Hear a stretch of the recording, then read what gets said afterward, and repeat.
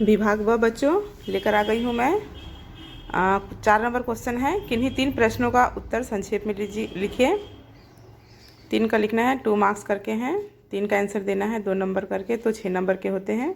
चलिए प्रश्न की ओर। पहला प्रश्न है, चीन के मोटर गाड़ी उद्योग के विकास के 3 प्रमुख कारणों का उल्लेख कीजिए। पहला है कारण सरकारी नीतियों का समर्थन। चीन सरकार न इलेक्ट्रिक और हाइब्रिड वाहनों को बढ़ावा देने के लिए कई नीतियों और सब्सिडी की घोषणा की है, जिससे उद्योग को बढ़ावा मिला है। दूसरा है तकनीकी प्रगति। चीन में वाहन उद्योग में तकनीकी प्रगति ने उत्पादन की गुणवत्ता और क्षमता में सुधार किया है, जिससे उद्योग की प्रतिस्पर्धात्मकता बढ़ी है। तीसरा है बाजार की मांग। चीन में वाहनों की बढ़ती मांग ने उद्योग के विकास को बढ़ावा दिया है, खासकर इलेक्ट्रिक और हाइब्रिड वाहनों को।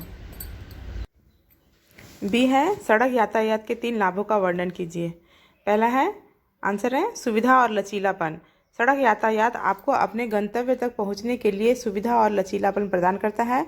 आप अपने समय और मार्ग को अपनी आवश्यकताओं के अनुसार चुन सकते हो। दूसरा है आर्थिक विकास। सड़क यातायात आर्थिक विकास में महत्वपूर्ण भूमिका निभाता है।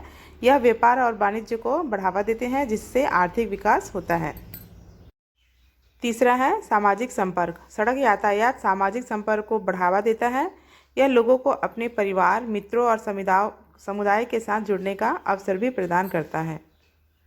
अगला क्वेश्चन है अनुसंधान और विकास आधारित आर्थिक क्रियाकलाप की 3 विशेषताओं की व्याख्या कीजिए। अनुसंधान और विकास आधारित आर्थिक क्रियाकलाप की 3 विशेषताएं निम्नलिखित हैं। पहला है नवाचार और अनुसंधान। अनुसंधान विकास आधारित आर्थिक क्रियाकलाप और अनुसंधान की महत्वपूर्ण भूमिका हो सकती है। दूसरा है उच्च तकनीकी क्षमता। अनुसंधान और आर्थिक विकास आर्थिक क्रियाकलाप में इसमें विशेष और तकनीकी ज्ञान की आवश्यकता होती है। तीसरा है ज्ञान आधारित अर्थव्यवस्था। अनुसंधान और विकास आधारित आर्थिक क्रियाकलाप ज्ञान आधारित अर्थव्यवस्था की ओर ले जाते हैं। इसमें ज्ञान और नवाचार को आर्थिक विकास के लिए उपयोग किया जाता है, जो उच्च प्रतिस्पर्धा और आर्थिक विकास को बढ़ावा देते हैं। डी नंबर है आर्थिक क्रियाओं के निर्माण में विशेषज्ञों की भूमिका का वर्णन कीजिए। आंसर है आर्थिक क्रियाओं के निर्माण में विशेषज्ञों की भूमिका बहुत महत्वपूर्ण होती है। विशेषज्ञ अपने ज्ञान, कौशल और अनुभव का उपयोग करके आर्थिक क्रियाओं को सुधारने और उन्नत करने में मदद करते हैं। विशेषज्ञों की भूमिका निम्नलिखित है। पहला है नीति निर्माण में योगदान। विशेषज्ञ आर्थिक नीतियों के निर्माण में योगदान करते हैं और सरकार को सलाह देते हैं कि कैसे आर्थिक विकास को बढ़ावा दिया जा सकता है। दूसरा है व्यावसायिक सलाह। विशेषज्ञ व्यवसायों को सलाह देते हैं कि कैसे वे अपने उत्पादों और सेवाओं को बेहतर बना सकते हैं और बाजार में प्रतिस्पर्धा को बढ़ावा दे सकते हैं। तीसरा है प्रशिक्षण और शिक्षा। विशेषज्ञ प्रशिक्षण और शिक्षा प्रदान करते हैं, जो लोगों को नए कौशल और ज्ञान प्राप्त करने में मदद करता है, जिससे वे आर्थिक क्रियाओं में योगदान कर सकते हैं।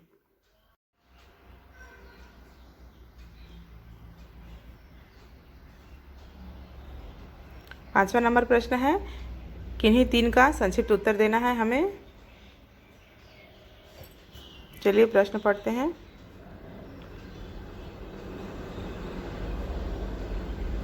ए है परिवहन पेंडुलम सिद्धांत से आप क्या समझते हैं।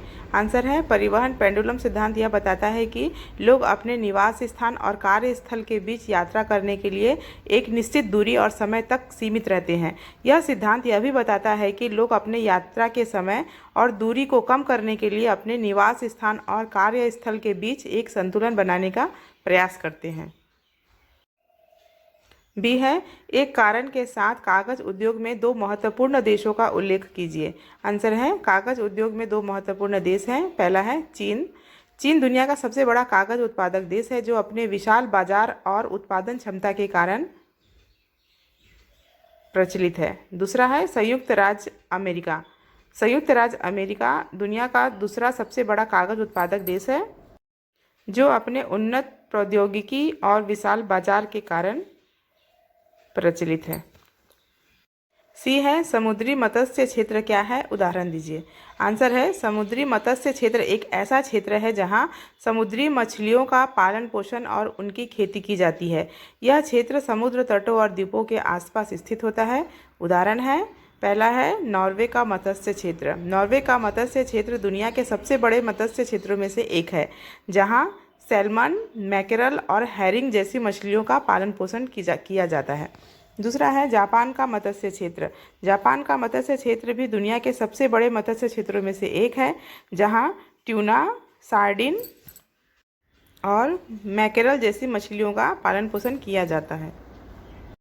डी है पारिस्थितिकी पर्यटन क्या है। आंसर है पारिस्थितिकी पर्यटन एक प्रकार का पर्यटन है जिसमें पर्यावरण की सुरक्षा और स्थानीय समुदायों के साथ सहयोग पर ध्यान केंद्रित किया जाता है। इसमें प्राकृतिक स्थलों की यात्रा करना, स्थानीय वन्य जीवों और पौधों का अध्ययन करना और स्थानीय संस्कृति का अनुभव करना शामिल है। ई नंबर है सूचना सेवा क्या है। आंसर है सूचना सेवा एक प्रकार की सेवा है जिसमें विभिन्न प्रकार की जानकारी और डेटा को इकट्ठा करके प्रोसेस करने और उपयोगकर्ताओं को उपयोग कराने का काम किया जाता है। इसमें इंटरनेट, डेटाबेस और अन्य सूचना प्रौद्योगिकी प्लेटफॉर्म उपयोग किया जाता है। एफ नंबर है नीति निर्धारक किसे कहते हैं। आंसर है नीति निर्धारक वह व्यक्ति या संगठन होता है जो सरकार, संस्थान या कंपनी के लिए नीतियों और निर्णयों का निर्माण और कार्यान्वयन करता है। इसमें राजनेता, अधिकारी, विशेषज्ञ और अन्य हो सकते हैं जो नीतिगत निर्णय लेते हैं।